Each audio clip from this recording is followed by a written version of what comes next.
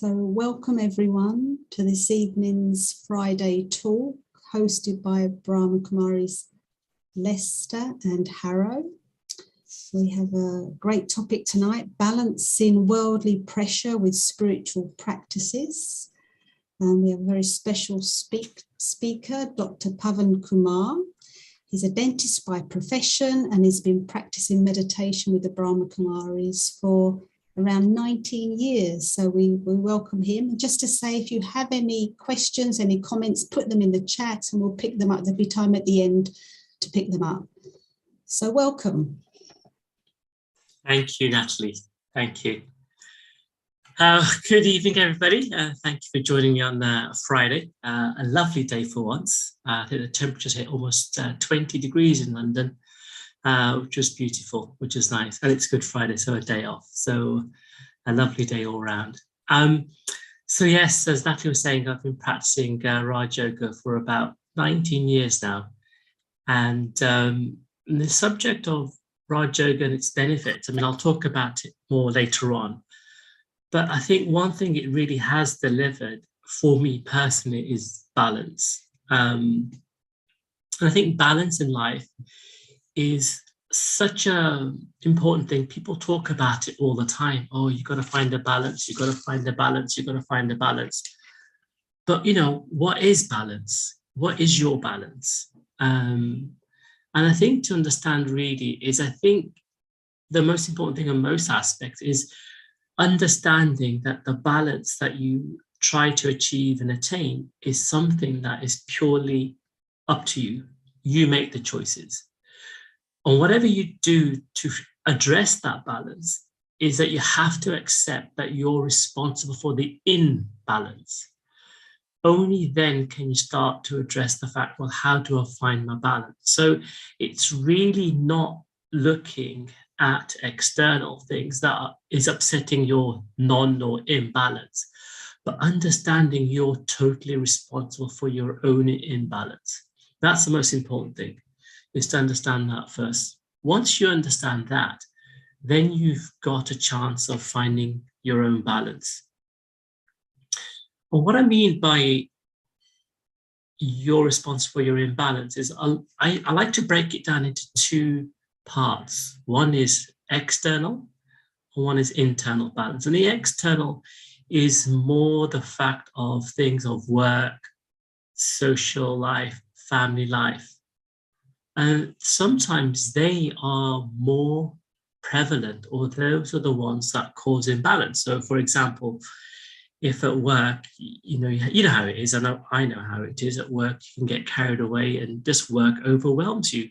And there goes that work-life balance. So sometimes you work too hard and you miss out on other things, and things like the internal balance get missed out.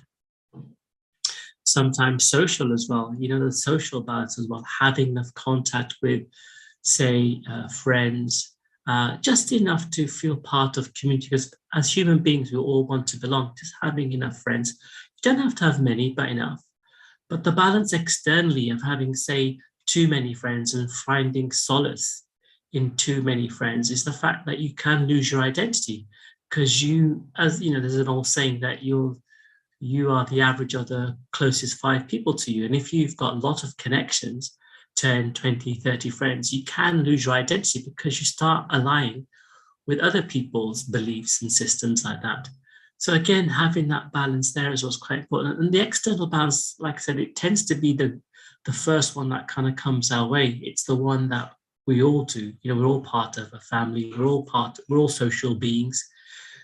And, we're all involved in some kind of work, whether it be voluntary or hobbies. We're all involved in this kind of thing. So I think addressing the external balance is quite important as well. And I'll talk more about how you balance that out, both physically and spiritually as well.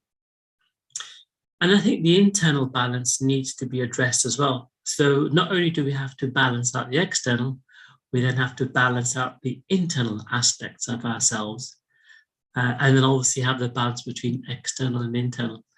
And what I mean by internal balance is more the fact of our mind, Because our mind, it's blamed for a lot of things. The subconscious mind is anyway, because our mind is a thought factory. It's pumping out so many thoughts. There's figures of 80,000 thoughts a day, 100,000 thoughts a day. So it's very important that we get a handle on our mind, because if not, we will have a lot of waste thoughts. Thoughts are not contributing to moving forwards. And sometimes the thoughts can be broken down into waste thoughts, mundane thoughts, thoughts of just everyday things, positive thoughts, useful thoughts. But the majority of them tend to be waste thoughts, or, thoughts that are mundane. Rarely do we have positive thoughts, because what happens is we get so swamped with other things, we don't have time to train our mind just to have peaceful, positive thoughts. They tend to be thoughts of, I've got to do this, I've got to do this, I better do that. If I don't do this, will happen, that will happen. Catastrophizing, in other words. So it's very important that we get a hold of our mind, take control of our mind. And I want to talk about that in a little bit more detail. I'll come back to the mind and how influential it can be. The other thing about the internal balance is, our heart, the emotional side. I know heart is an organ, but, I'll use heart to describe the emotional side. And the internal side also, I'll lug into that, the health side. So, make sure we're well fed with the right foods, we rest enough, we drink enough water. So, having that kind of balance. But essentially, it's the mind and the emotions that we need to balance out. And I did say I'll come back to the mind, because I think what tends to happen, and I just wrote this down the other day, I was talking to a friend or listening to a conversation. And what tends to happen is the balancing act between external and internal. Say externally an event happens. When that event happens, our mind associates an emotion with that event. So an event happens, could be running to the bus, could be falling over, could be losing your car keys, could be finding £10, whatever the event is. But whatever the event is, normally our mind associates an emotion with it.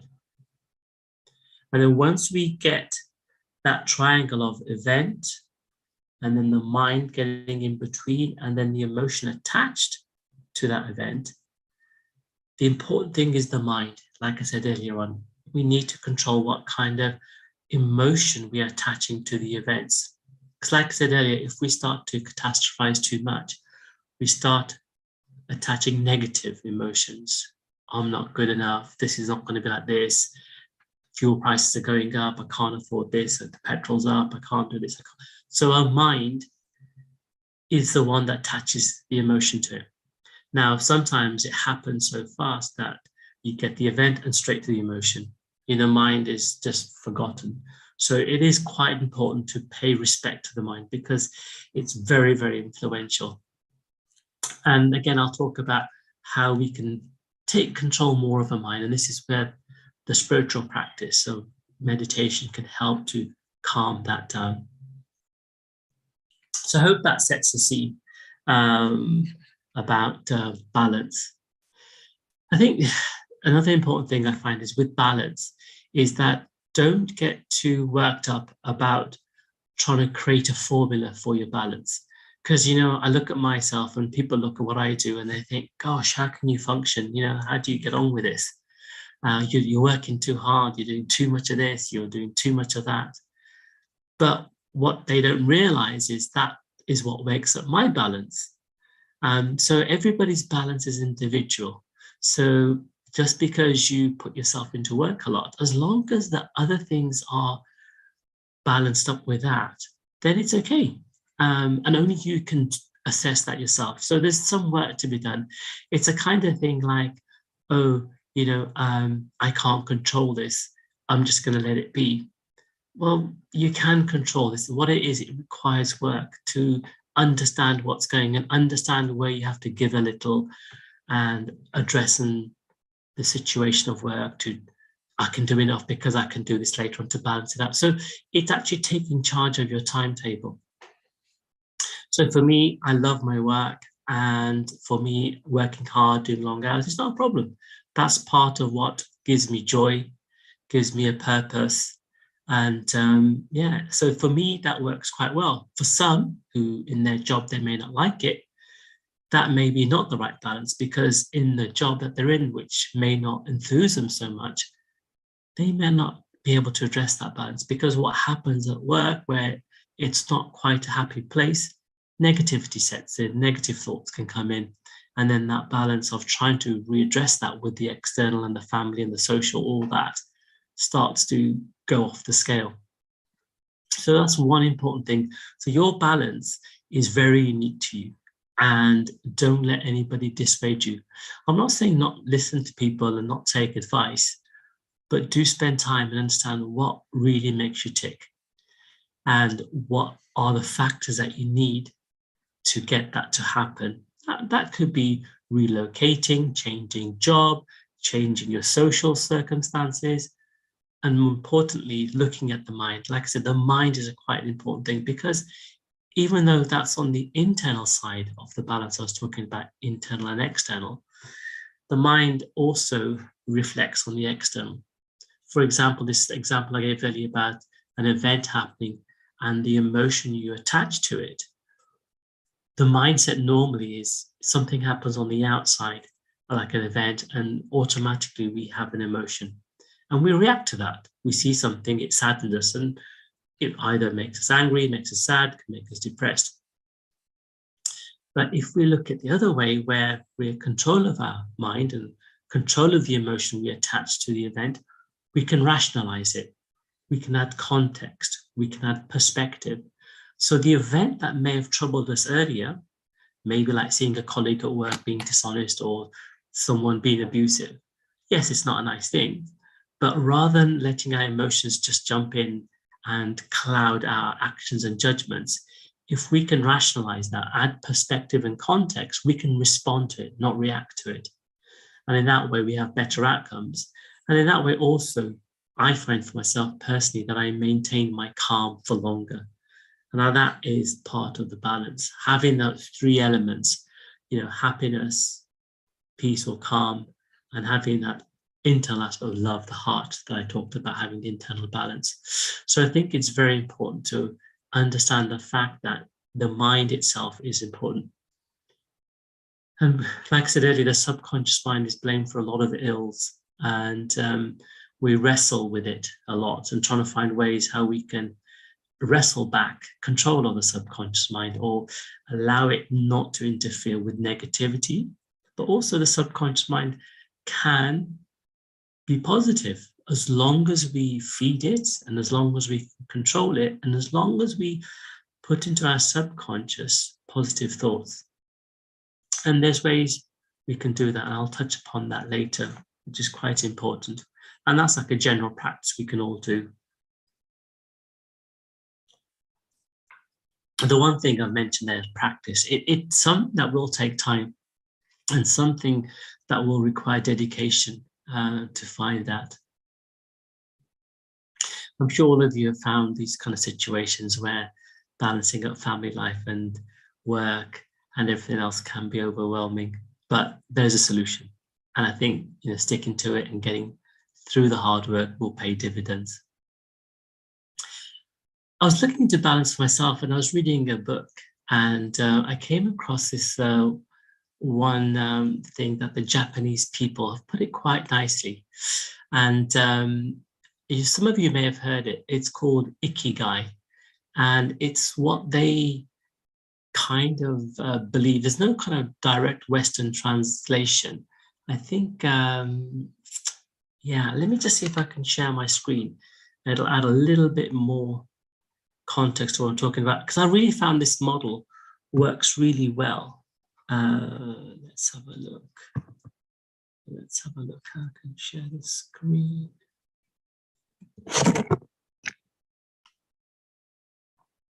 Yeah, we can go to it.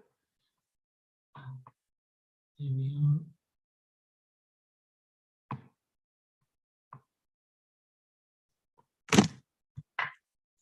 think I've got it. Sorry, but let's just there. Hopefully you can see that.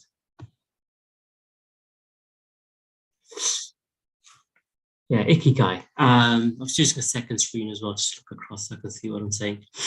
So Ikigai, yeah, the easy way to think about it is an intersection of the common ground between what you love,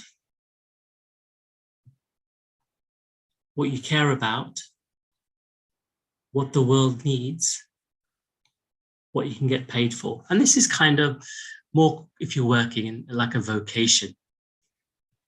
And this is a diagram. This is quite a good diagram, and take a bit of time to have a look at it and study it, because the middle bit is where we want to get to, and that's the balance. Because there's an island in Japan where there's the most centurions live on there, and it's because they have ikigai. They have a purpose. They have passion. They have vocation. So all these things that they have creates this ikigai. So what you love, it could be the fact that you love speaking publicly. You love to do service. You love to serve the community.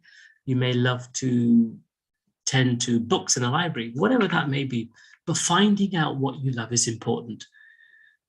And that could be anything. That's where finding a balance is really asking yourself what kind of gets you out of bed in the mornings. And then you look at what you're good at. You know, what are things that you're good at? It could be you're good at numerical calculations. It could be you're good at flower arranging. You could be good at art. You could be good at admin, whatever you're good at. And for example, if you're good at, say, admin, then you can look at, say, you know, profession. You're going to a profession where your skills can be used. If you're good at flower arranging, you may look to become a florist. So looking at these things and asking questions what you're good at. So it does take a bit of time to think about it. It's not a thing that happens overnight. It's the kind of thing that you can work towards. So it's not a rush. And if you're obviously someone who needs to work and pay bills, then you can think, what can you get paid for? So looking for work that will fulfill what you're good at and what you love. It could be charity work where you may get a smaller salary, but at least you'll get to tick the other box of what you love and what you're good at. Another thing is what the world needs. And what you can see is like when you're good at something and you love it, you can see the first intersection in pistachio color, passion. It gives you passion. What you love and what the world needs. Say if you love helping people, maybe being a teacher. So that becomes a mission, your personal mission to help people. And then if you look at what the world needs and what you get paid for, obviously it becomes a vocation. If people need double glazing, then that can be a vocation. And then the last intersection between what you're good at and what you can get paid for is a profession. And you can see how this all mingles in. And that's why it takes a bit of time, because all these things you can think about, but actually get them to overlap and getting them to be functional at the same time can be a lot more tricky than it seems. And that's why it can take time. And sometimes all three things won't happen together, or four things won't happen together. Maybe bit by bit, and you work yourself towards it. So you have to be careful with that. But it's a really good place to start. But there is a thing I call mind the gap. And what the gap is, these little blank spaces you can see in between the intersections, just around the ikigai, these small spaces. And that's where the balance can get disrupted, because if you've only got one or two or three of those things, you can get fall into the gap, so to speak. So I've highlighted it on this diagram, where you can see that, for example, you know, what the world needs and what you get paid for. If you haven't got the other things, you can easily become complacent, but with a sense of uncertainty. So you could be doing something, but you may not have, say, the skill set for it, and you may not fully understand what you're doing. So you're kind of okay at it.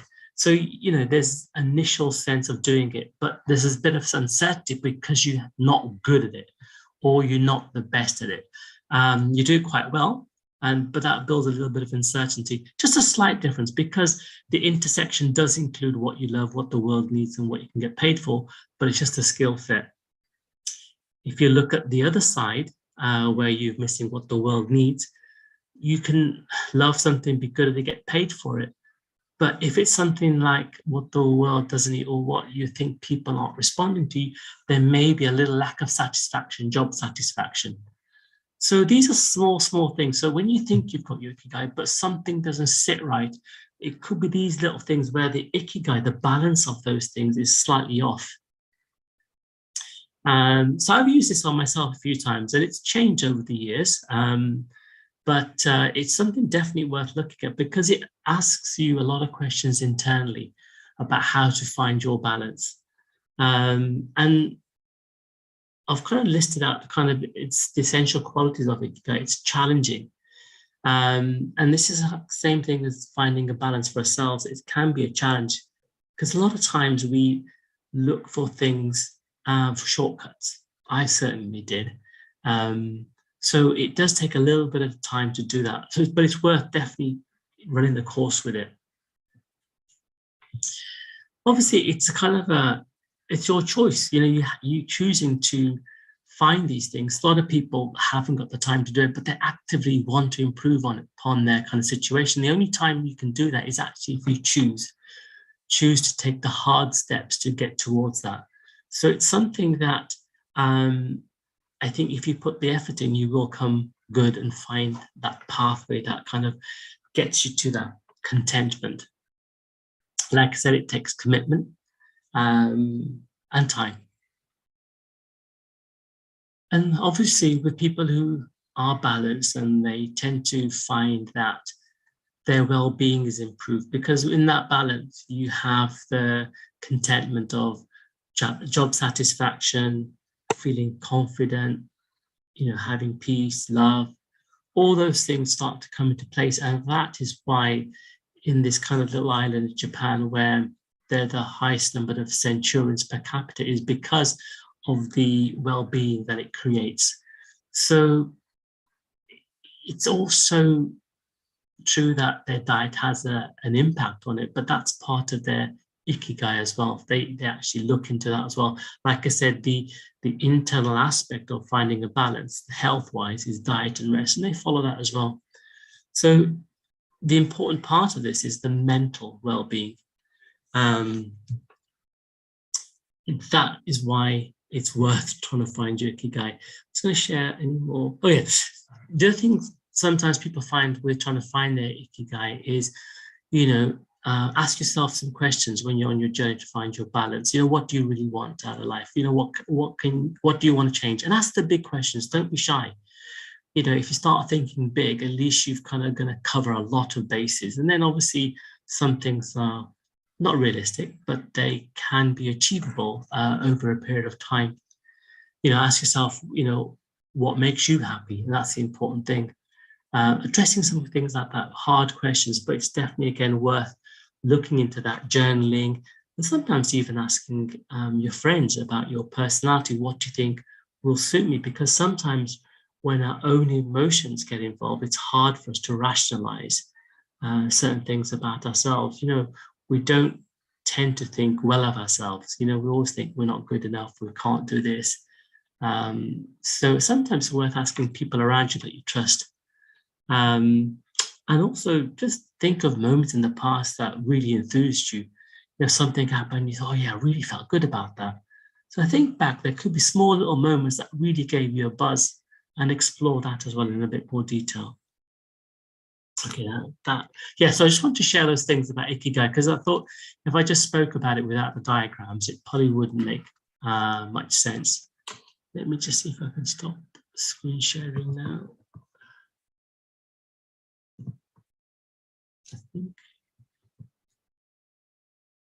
I think that's okay.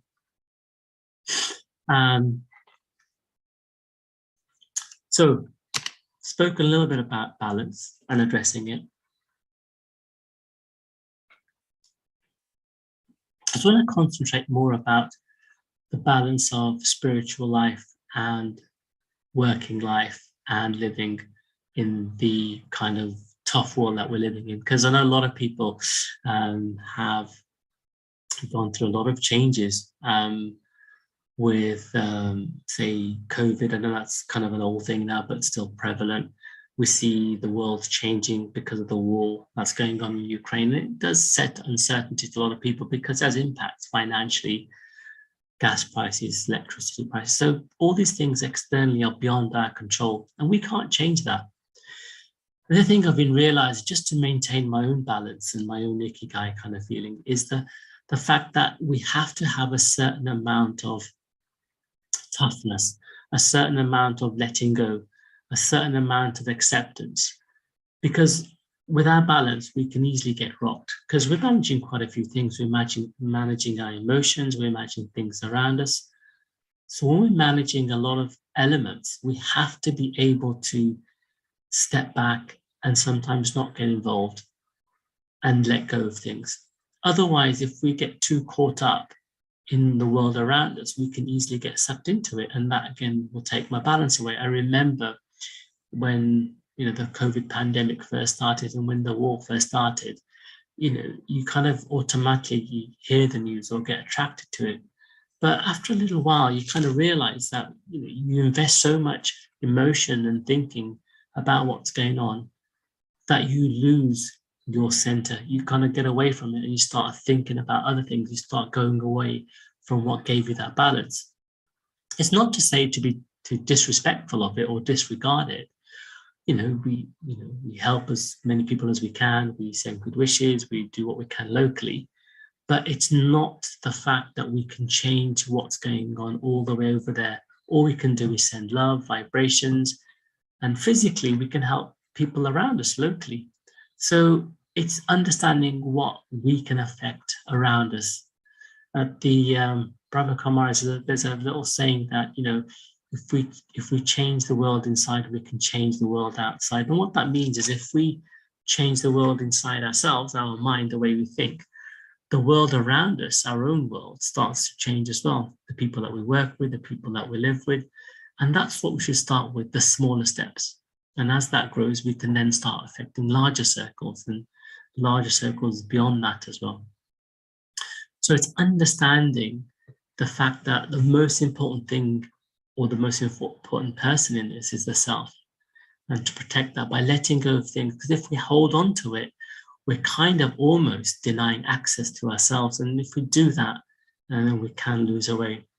And that's why I found the spiritual practice for myself personally was very helpful when I started out in my career, because there's so much pressure, so many things that I had to get right, that I had to redress that balance. Understanding why I was doing what I was doing, what the benefit was, what not to do, what to do, when to do it. So, and that still helps me a lot today. So again, it's really important for myself to understand that taking control of the mind, like Raja Yoga meditation, is trying to still the mind. We all get thoughts filling us with, I've got to do this, I've got to do that.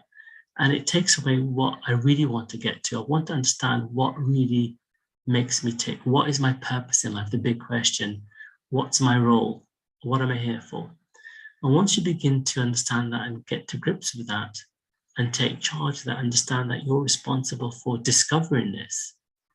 You may get information to help you to discover that, but ultimately you're the one responsible to discover yourself and to engender that connection with the self inside our mind, our soul, our spirit, and think that we're living in this physical body that's interacting with the world outside, the external balance. So it's this internal and external balance again that we have to address. So with the spiritual practice of Raja Yoga meditation, it's having that view that each one of us has a unique role. And in that unique role gives us an acceptance that I will do what I need to do, and I'll do it to the best of my ability, using the kind of tenets of love, compassion, kindness, peace. And whatever everybody else needs to do, they'll do their role, whatever that may be. Some people have roles which may not align with what we feel and what we see, and what we want to have in our world, but that's their role. They may be pushing all sorts of buttons in you or other people, but that's their role. Because when we get challenged, it creates a point where you can grow. Because there's two things what happens is, one is when you get challenged or a button's pushed, you get a reaction. Now, normally before I started using spiritual practice, I would react, kind of fighting fire with fire. But once you're able to take a step back, once you're able to wrestle in or rein back the reaction, you can then try to respond. And that's quite important in finding the balance, because normally with a balanced person, I find that they tend to be more measured. So what that means is they tend to not to react, they tend to respond. Being able to step back, add context, add perspective, and then from that point, they can then make the correct choice of action, choice of words. And a simple thing like that can just really shift your balance of where you stand. And I think the more I use it all the time, it becomes part of us. And for me, having that kind of ability to be able to step back, take a breath, go inside, and then come back out again gives me the opportunity to be able to respond more accordingly. So there's quite a lot to talk about in balance, but I wanted to address those issues of the internal and external and what affects us in those situations. I think the main thing was getting across is the fact that we're responsible ourselves, and therefore it's our own personal responsibility to take that journey inside, connecting with what our true self is. And we know what we really respond to. We have love, compassion, peace. And some people tend to gravitate towards certain people. It's because they like that value. So it's really important to understand what really makes you tick. What are the values that you find impressive in people? It's the kind of thing that you are probably deep down inside, but you haven't been able to access that. Once you can access those things within yourself, then basing everything you do using those values, you can't go too far wrong. The one thing to remember is the fact that, there will be ups and downs, there will be tests, there will be challenges. But like I said earlier on, these challenges I kind of embrace and say, yeah, bring it on. It's going to give me a chance to improve myself, to be able to better handle these situations if they arise again, to find solutions, to be inventive, to do something new. So I think it's, again, looking at the perspective, how we view things. They're not there to pull us down. They're there to challenge us and to make us better. So just having a little shift in your mind in that sense can help us keep our balance. Otherwise, we can easily lose it, which I know I used to do when I was younger. But having these spiritual practice does really help. So take a sip.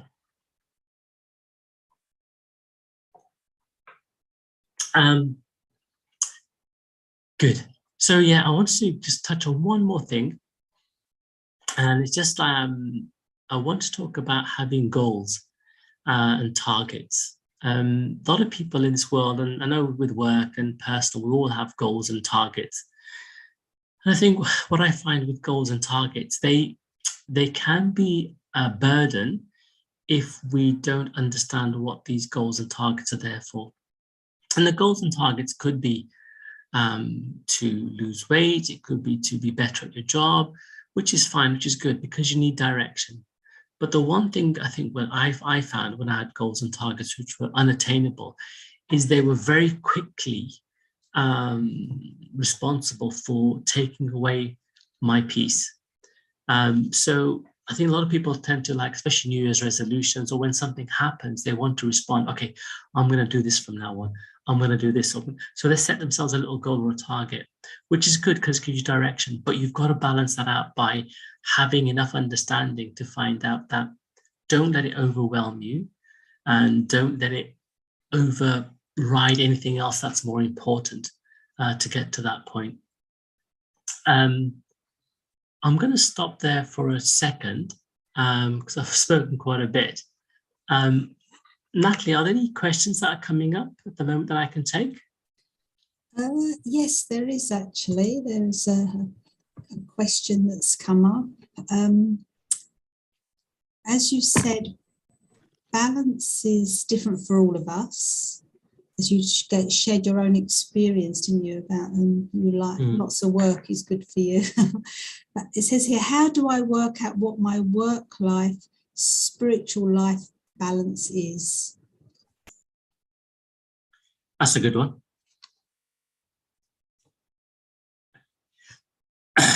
So I think, as I was saying earlier on, with your work life, spiritual life balance is the most important thing is in all of us, we want certain things.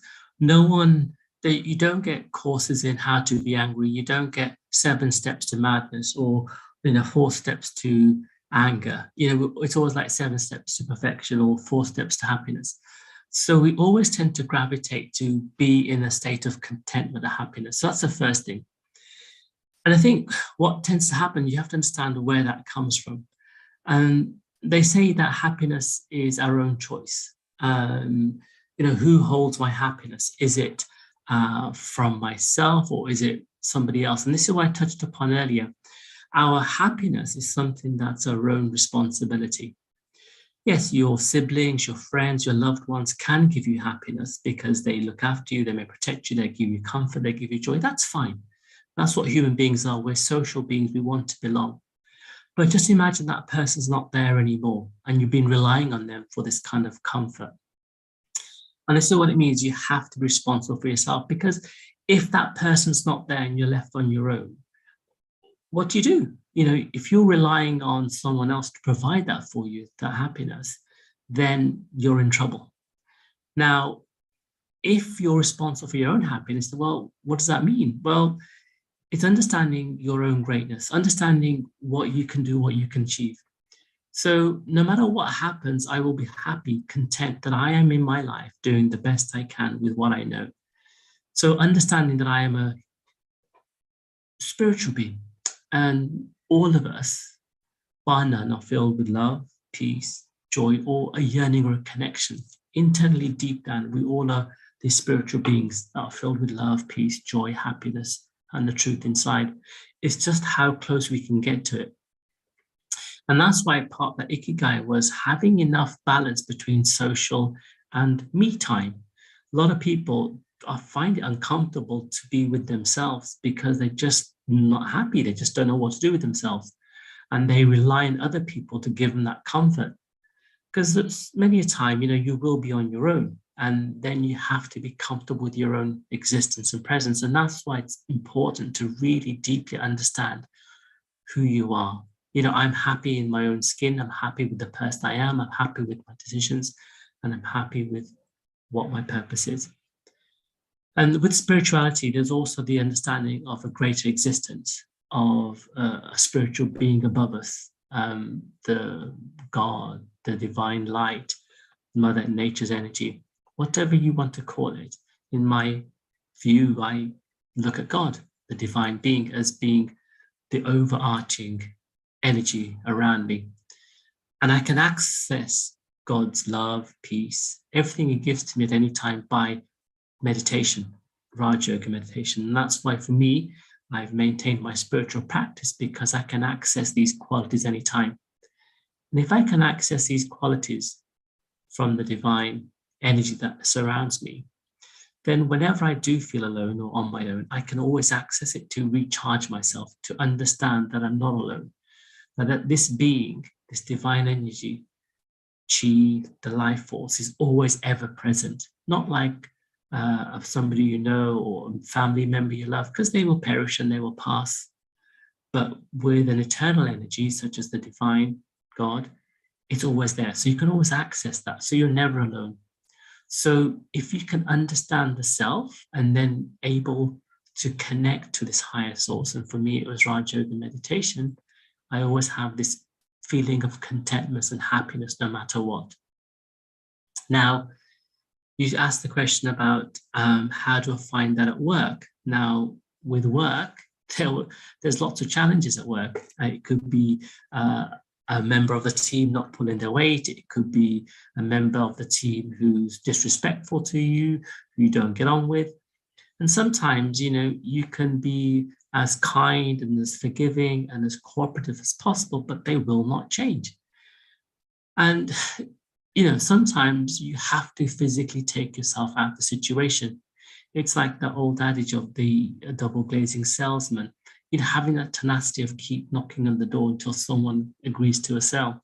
In the same way, if you have the tenacity to be at work, to maintain your own peace and calm with this colleague who's disrupting or pushing your button, but it's not happening, you can go and go and go, but there'll come a time where you think, you know what, it's actually taken away from my connection with myself. It's taken away me from my own peace. And therefore you may have to physically change position. Now, I've heard stories and I've had experience where I have persisted in giving the person who's pushing my button love and kindness and understanding, rather than reacting, or why are they like this, why are they like that, and they should know better, they should do this. It's hard enough to change myself and try to, rather than change other people, that you've got no chance. So the kind of thing I did was to say, okay, there's a button they keep pressing. I'm going to disconnect the wire that leads from the back of the button to my emotion. So whenever they press that button, I'm just going to smile and not let it affect me.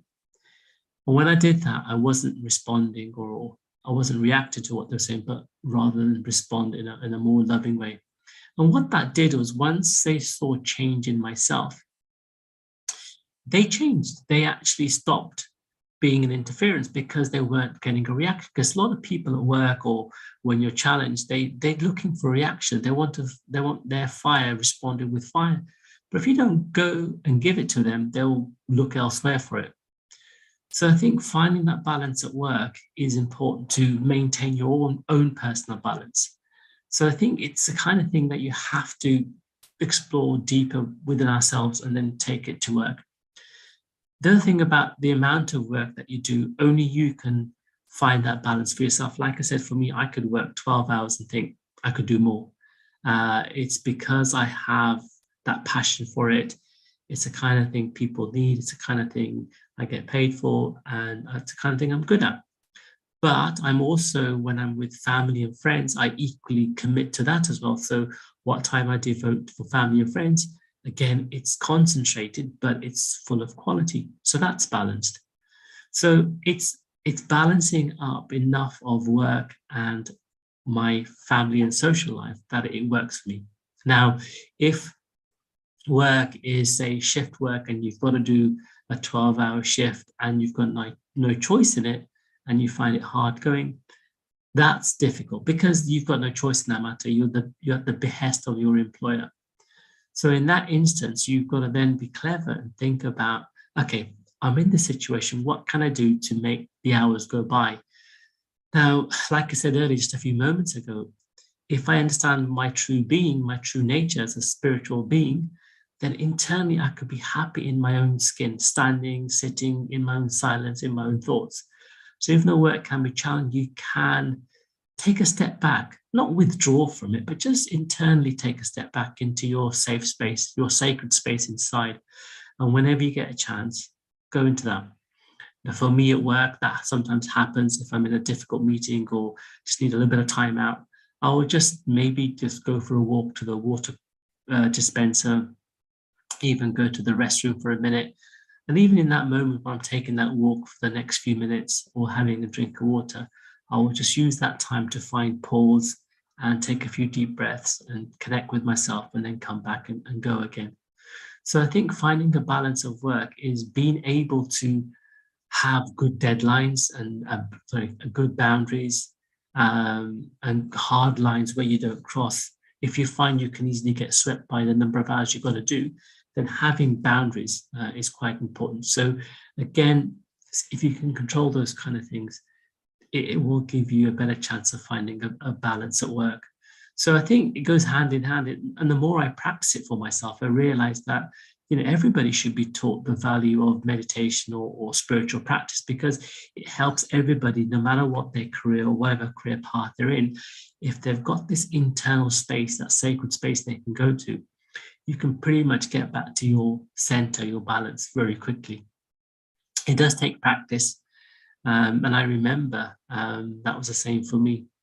There was a story I shared before, And I was dealing with a patient. I work as a dentist, and I was dealing with a patient. And this young gentleman had come from quite a far away, and he was having his front teeth that were broken removed, and I was going to make him a plate or a denture to replace his front teeth. And in the morning when I started, I asked the nurse, "Oh, is the lab work back, the denture for the patient?" Yeah.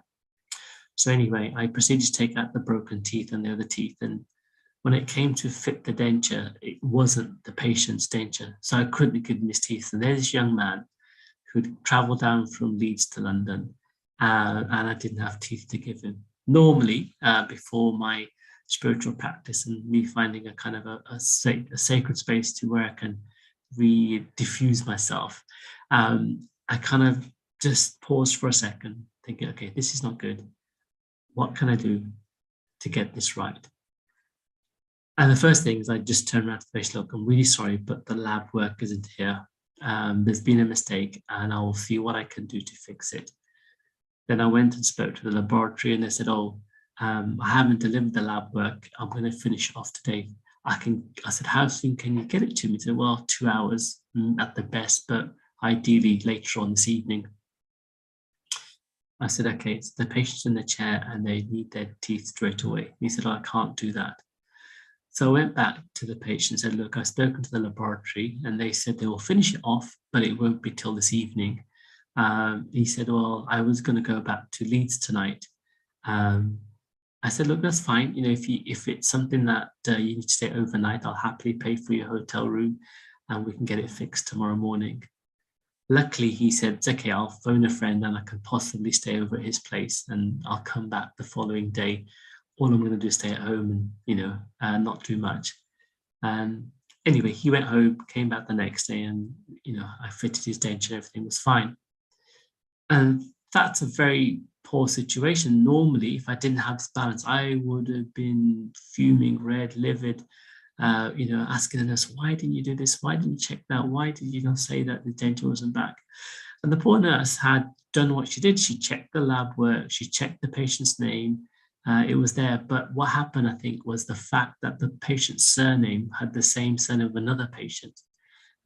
She didn't check inside the bag. And after some, finding out what went wrong, we then developed practices internally so this doesn't happen again.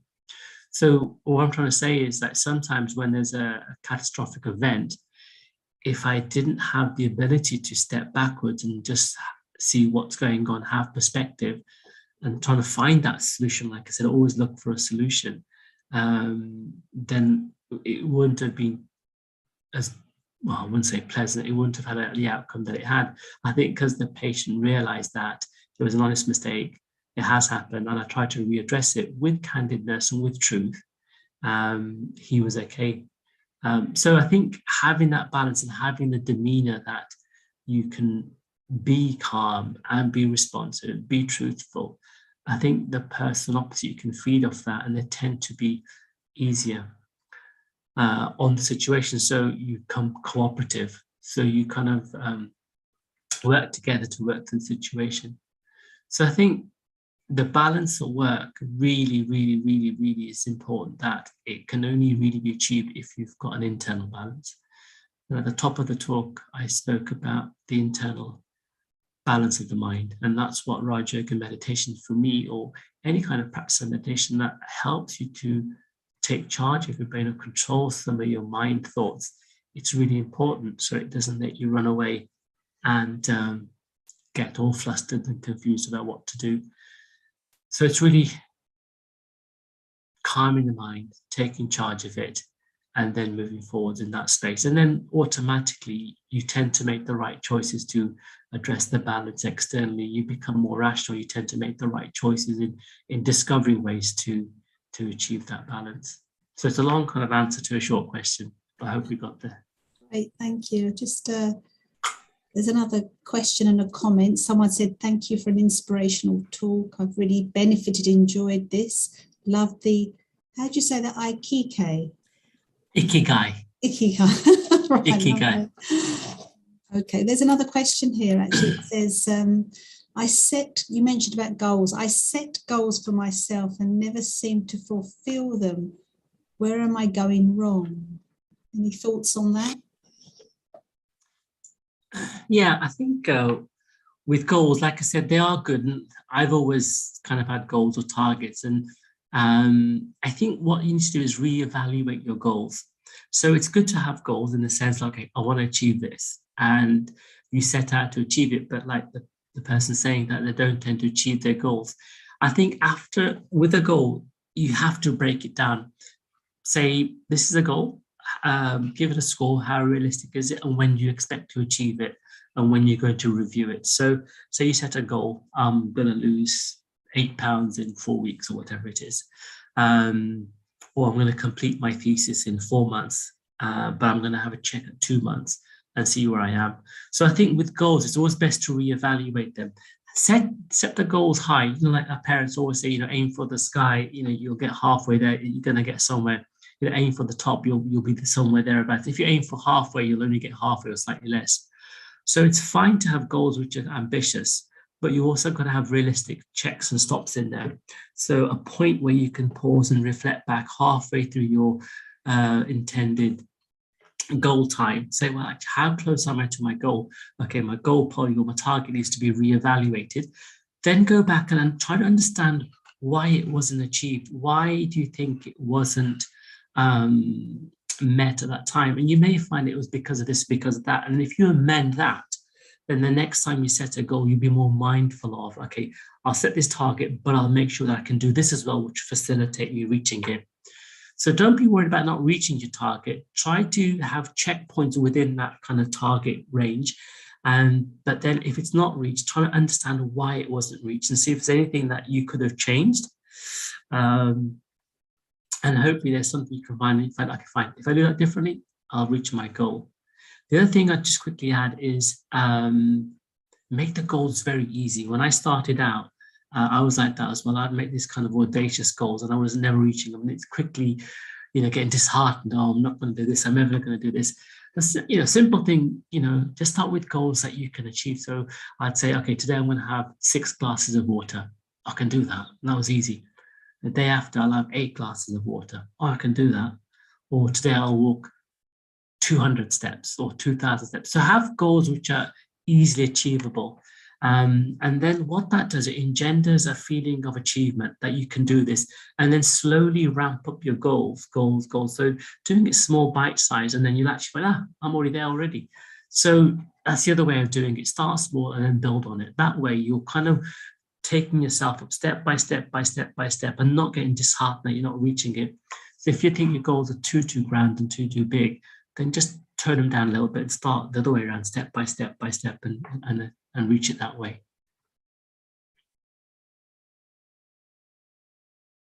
There's just another question here that's just come in. You mentioned me time. What do you do in me time? And I'm adding this. Do you meditate all the time, Pavan, or what do you do in your me time? It says, what do you do in me time? Anyway, you want to add anything for a few moments? Yeah, no, definitely. It's quite important. I think with me time, there's 2 ways to review it. You need to basically be able to, a couple of things I do. One is I moan. I just moan and I get everything out. I get a piece of paper and write down what I want to get off my chest. It just clear the air. I wasn't happy with this. I wasn't happy with that. It's almost like having an audit, a self-audit. So in my me time, I journal quite a bit or write things down. So, you're going to say, okay, I'm going to spend no more than 5 minutes of just writing down a list of things I'm not happy about, just getting it out. So as human beings, we catastrophize. It's natural to think negative. But what I tend to do is in my me time is just kind of box it up and just don't let it get out of hand. I'll spend 5 minutes, just get everything out, and then it's out and done. So I'm trying to unload my negativity or my negative thoughts straight away, get it onto paper, and then reflect on it. So it's come out of me on a piece of paper, and I can look at it. So I almost kind of flushed out any negativity in me so I can then move forwards again. Once I've committed to paper, I just tend to reflect on these things. Why was that? What did I do? What could I have done better? So I look at that time as a reflective time just to like audit myself. Where can I improve upon? And then in the rest of the time that I have, yes, it's quiet contemplation. It's that meditation process. Once I've kind of let go of the baggage that I've been carrying around, I wasn't happy about this, I wasn't happy about that, this was that. Once I've done that, I can then spend time, okay, that's good. And sometimes I like, okay, what was really good? What did I do really well? And then look at that list and then enthuse myself. Actually, I'm not that bad. We never take stock of what good we've done or how well we responded or that was, and we never have time to pat ourselves on the back. So we need to, and if people tell us, oh, you're so good, you don't tend to believe it because of our kind of self-deprecating thoughts. So sometimes I'll spend a little bit of time writing down things, so what I'm good at, and then reflect on that.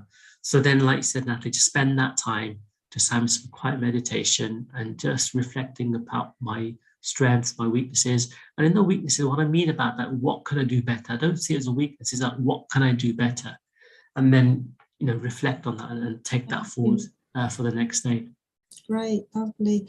Can you take us through a short meditation now, please, Pavan? Oh, yeah, of course. Okay, thank you. My pleasure. So I'll all invite you to just sit back comfortably. Maybe your feet flat on the floor, or relaxed how you're sitting. Let your shoulders relax. Let's take a deep breath. Just take a nice deep breath. Just breathing in. And then breathing out. Just let everything relax a little bit. Just have a feel of your body, your shoulders. They feel tight. Just let them roll a little bit, rub, clench your leg muscle, release it, relax.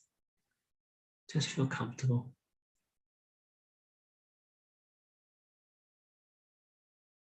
Look inside and feel that space. Feel that sacred space that we spoke about. That space where the soul resides. Your true, perfect being. The being that's full of joy, love, peace, truth, innocence, the eternal qualities that exist in all of us. From time to time, we lose connection with these, but we know where they exist. They exist within us, within our sacred space. But when I'm in that space, I feel calm, feel joy, feel warmth, feel the balance.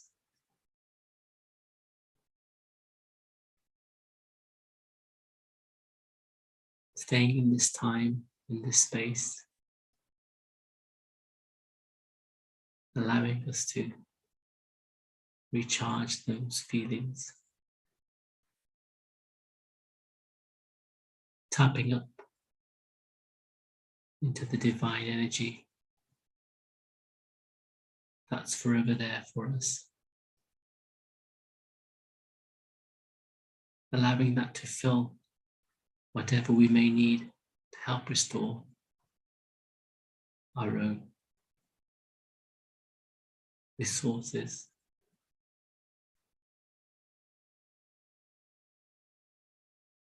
Enjoying that moment.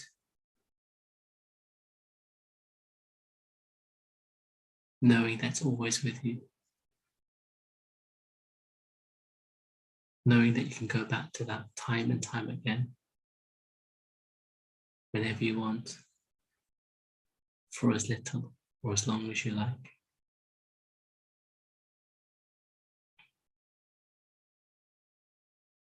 Just feeling that power inside. Recharged, rebalanced. or hold that feeling. And slowly return to the day, to the now, to my chair. Om Shanti. Lovely. Thank you very much.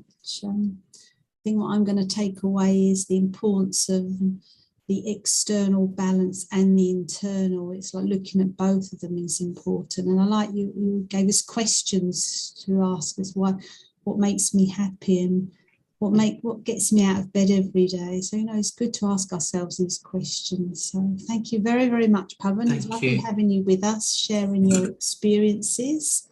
Thank you. And just to let everyone know that next Friday is the Law of Attraction with Aruna Ladva from Kuwait, and that's next Friday at 7 o'clock. So everyone have a lovely Easter weekend. Enjoy yourself and take care and keep that balance. Always. Thank you. Thank you, Pavan.